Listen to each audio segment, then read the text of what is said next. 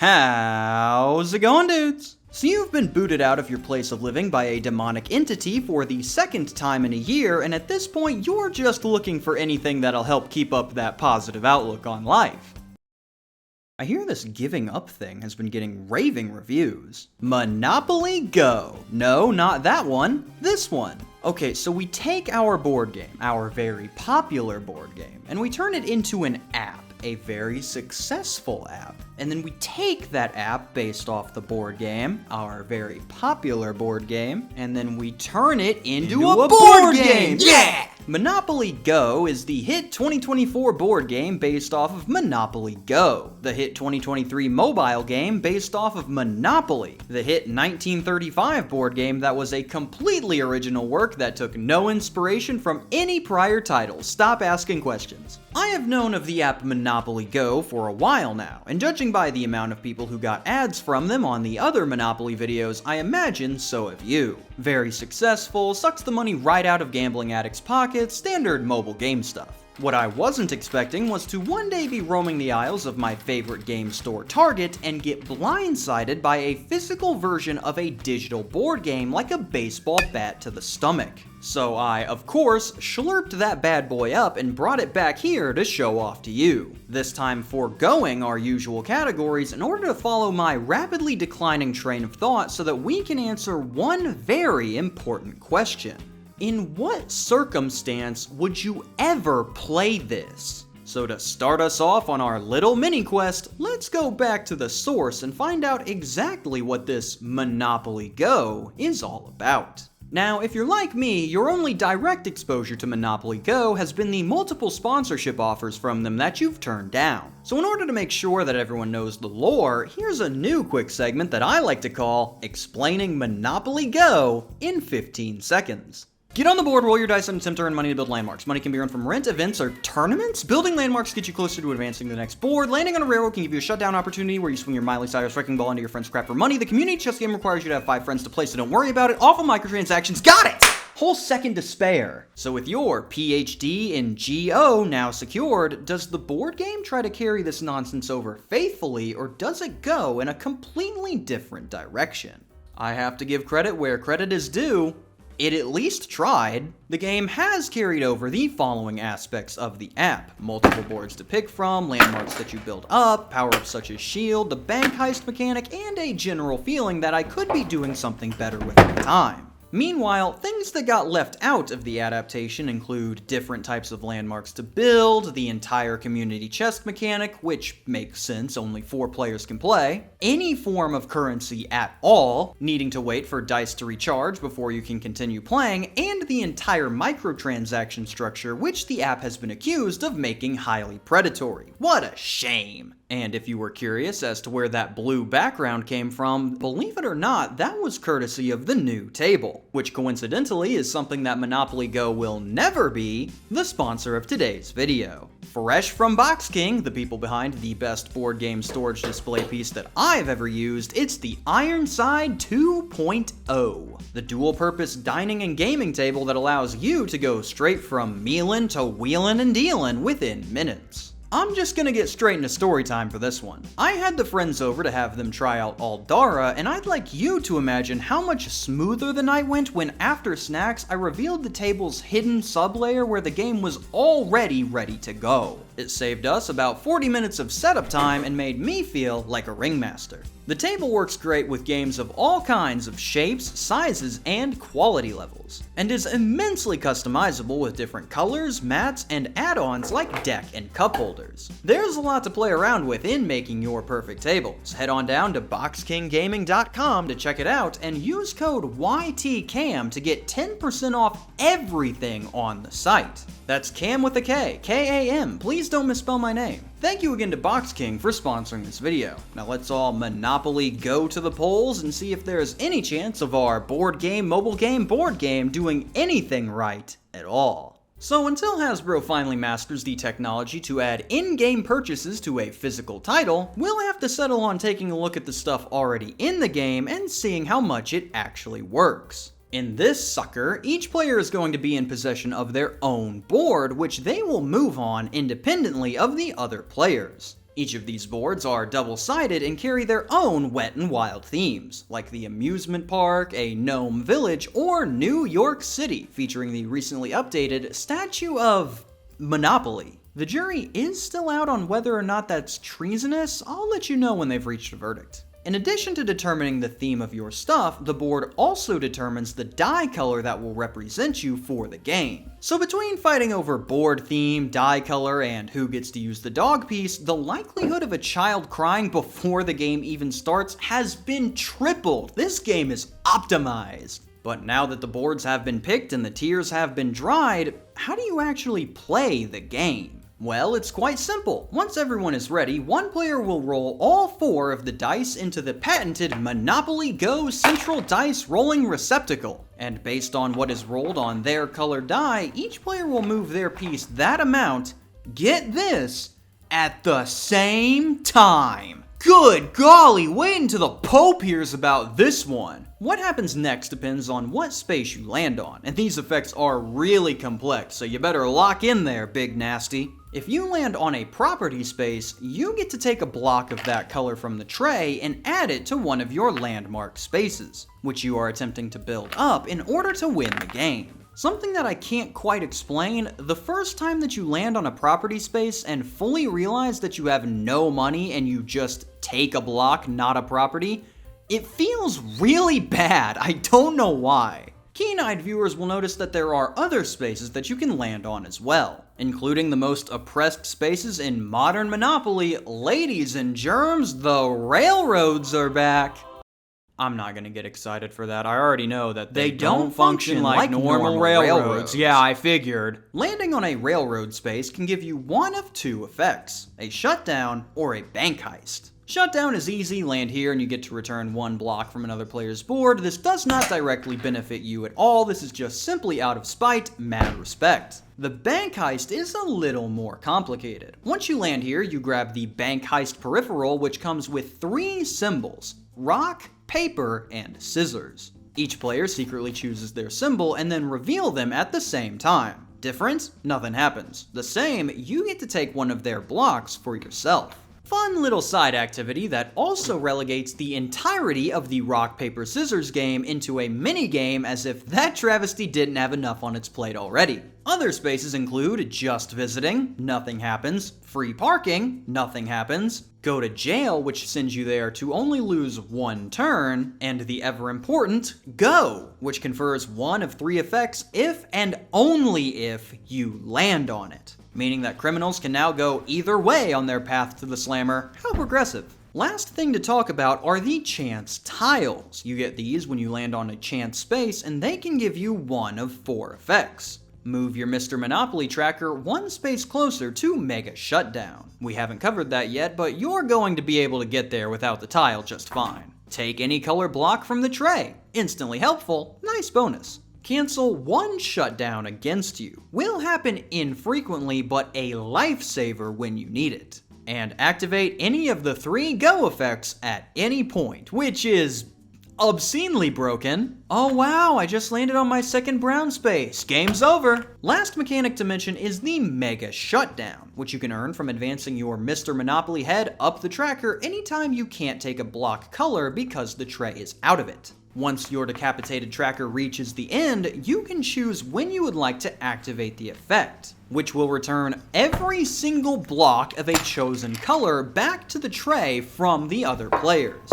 Honest, this is a spirit breaker for anyone that hasn't gotten a few different colors, so you may want to sit further away from your intended target so that the table ends up taking the punch that was meant for you. After various bouts of violent anger, the first player to get 4 blocks of 1 color completes their landmark and wins the game. Unfortunate, as I imagine if there was a bitter pill mechanic added to this one, it would see heavy usage. Which brings us to our first strategy segment of the day. Forget maximizing your chances of winning. Using only the tools at your disposal, what is the best way to get your friend to rage? What we are going to do here is look at the optimal combination of plays that you can do in a row in order to make it to where your friend will never want to play the game again while adhering to the rules. All situations have been analyzed, and I believe I've come up with the best option here. To start off, identify the player who is in first, but not by a lot. It can't be tied, they need to hold a lead, so something like this where your target is closer to the win, but the second place player has more options. This is vital for later. Before you start, make sure that your Mega Shutdown tracker is one space away from the end, you have 3 chance tiles, and you land on a shutdown space. You will use this shutdown to, of course, knock the top block off of his brown tower. This will be saddening for the target, but not unexpected as that is the optimal play.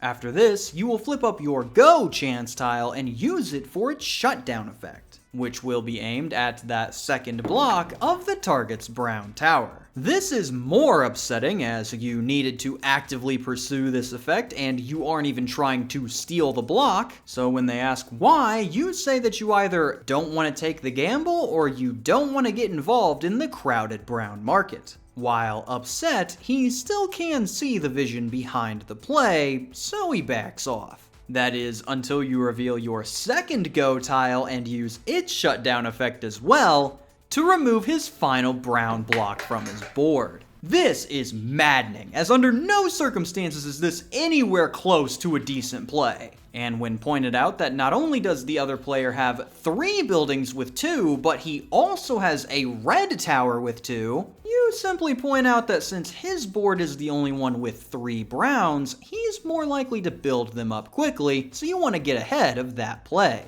These explanations are necessary, as if he knows that you are trying to make him mad, he can write off your plays as something he can do nothing about. But no matter how stupid the explanation is, if you can keep up the facade that this is all part of some bigger strategy, there's a part of him that will still hold on to how he's getting out-thunk here, which will make him even more mad. So now, properly infuriated that his landmark has gone from 3 to 0 in one swoop and ready to start the next turn, that's when you flip over your final chance tile, which moves your tracker into the Mega Shutdown zone. And with all of the juicy colors that you could go for here, you are of course going to pick red. This, of course, is an obscene choice, as not only does the other guy have 3 towers of 2 stacks that are left alone, but if you still wanted to screw over your target, then picking pink would also take a block from him. After the target relays this to you, kindly inform to him that yes, that is true, but he does have a chance tile and you really don't want to risk your move getting blocked if he ends up having a shield.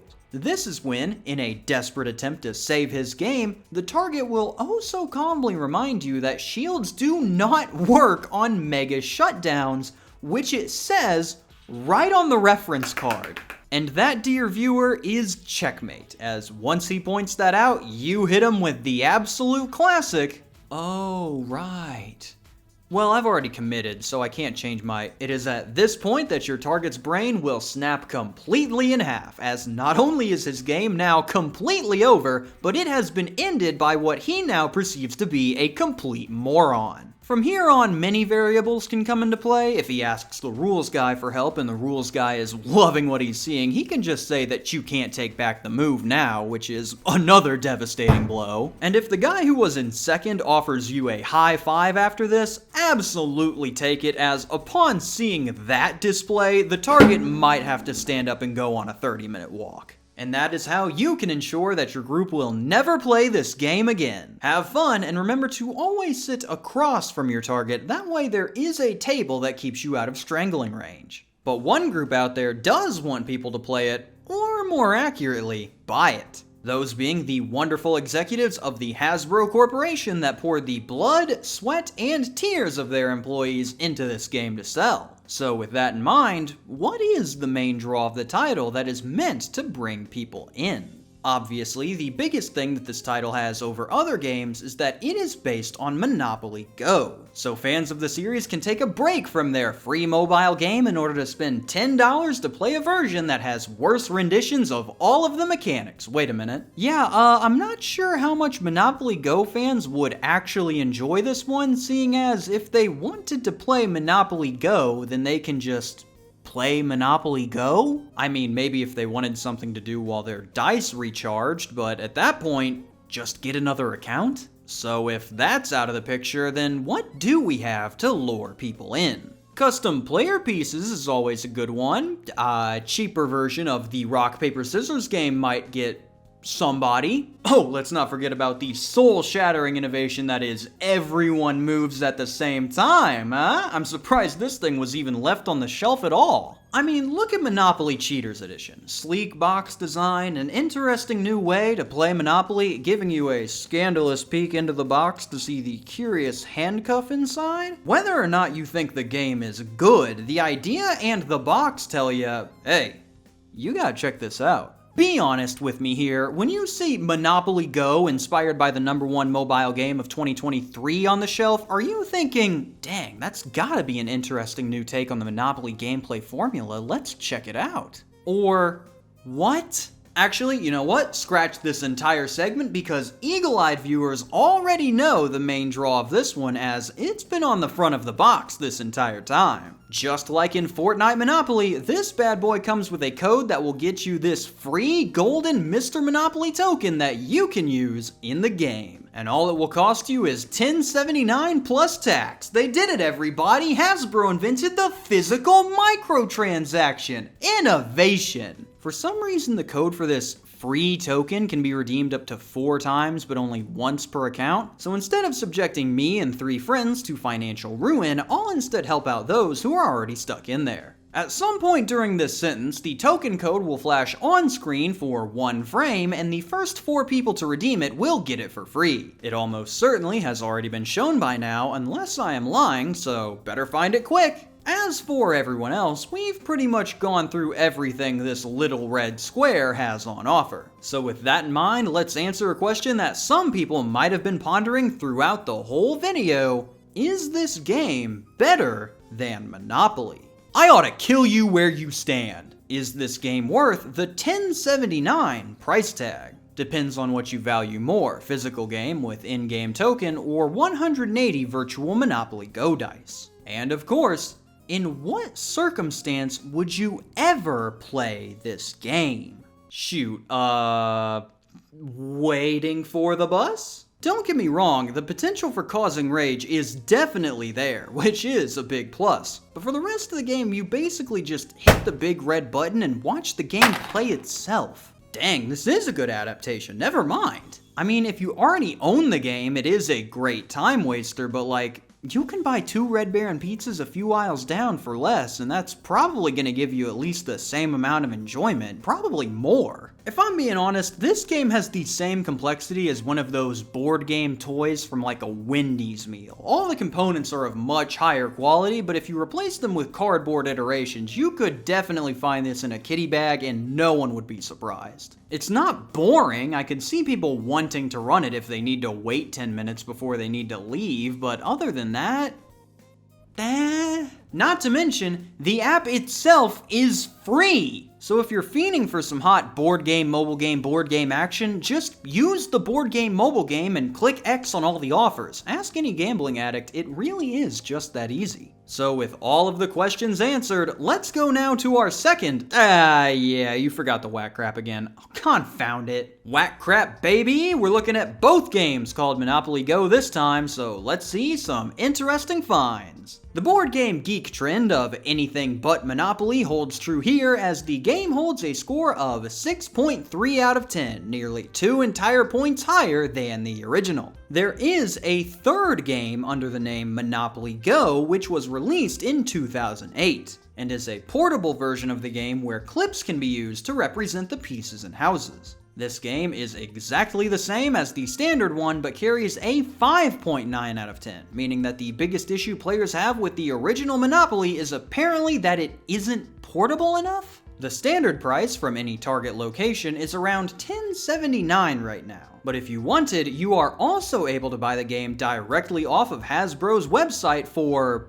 $9 more? This does not come with any add-ons or bonuses, just straight up good old-fashioned greed. GameSpot article from a year ago, Monopoly Go spent double on its marketing than it cost to completely develop The Last of Us 2. Sony's sequel title cost around $220 million to put together, while Go spent $500 million on advertising prior to them bringing on people like Chris Pratt and Hayden Christensen. The website Dextero looked through the microtransactions and determined that Monopoly Go does not offer enough tangible items to make spending real money on it a tangible investment. Thanks for clearing that up for us, guys. Pretty popular story here. A 17-year-old girl reportedly spent $25,000 on in-app purchases for the app, which I imagine probably crippled that entire household, and I hope they managed to recover. But no time to worry about that, as it's that kind of spending that led to Monopoly Go making $5 billion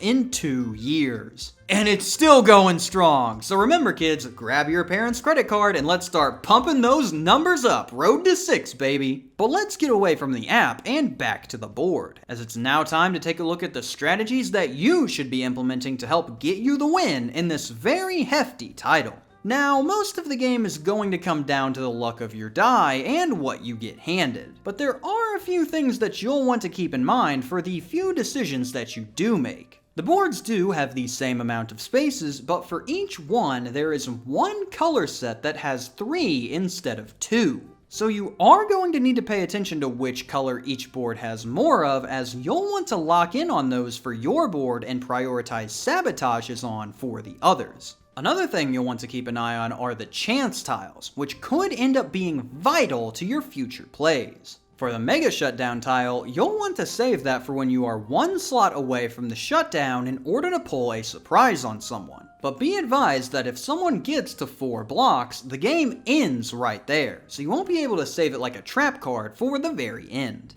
Another thing is shields, or rather, the lack of them. Now, the shield tile is the only one that has 4 tiles in the stack. All of the others only have 2. So you might be thinking that if someone has a face down tile, then it's more than likely going to be a shield, but don't be deceived. 2 of those other tiles are play immediatelys, but the others can also be held. So if you do see a face down tile, there's only a 50% chance that it actually is a shield. So you should shut down whatever building you think best regardless, as worst case, it's gonna open that up for someone else to hit later. Speaking of later, if you end up getting the Go chance tile, hold on to that for as long as you can. Because if you ever end up getting a 3-block tower and there's that color left in the 10, congratulations, you just won the game. This is a huge advantage as people are going to be less focused on the 2 high towers. So there's going to be a better chance that you'll sneak under the radar until you end up hitting your instant win. On the other side though, you have to be wary of anyone that has a tile face down. So focus them, as you have no idea if that's a go in their pants or if they're just happy to see me. And with that, you should now know everything you need to in order to, I don't know, fill out a residential zoning form? Should you get the game? I mean, go for it if you've got $10 to blow, but realistically, there has got to be better games on offer at Target if you're committed to only going there, right? Freaking Arizona iced tea, the game? Put a finger down, yeah, you can't play that without $20. Why are there 2 Dude Perfect board games? Why is that one $40? Oh, great, I can't wait to cover that one later. Gotta say, wasn't a fan of the original giving up, but the mobile version, highly recommend. Signing off for Monopoly Stop, I am KamSandwich. Thank you for watching and have a fantastic day. A special thank you to my suppliers, staff, and chefs over at the deli, as well as the media preservers helping me get these rare games ported for the public to enjoy. If you'd like to join the crew, you can take a look using the link in the description below.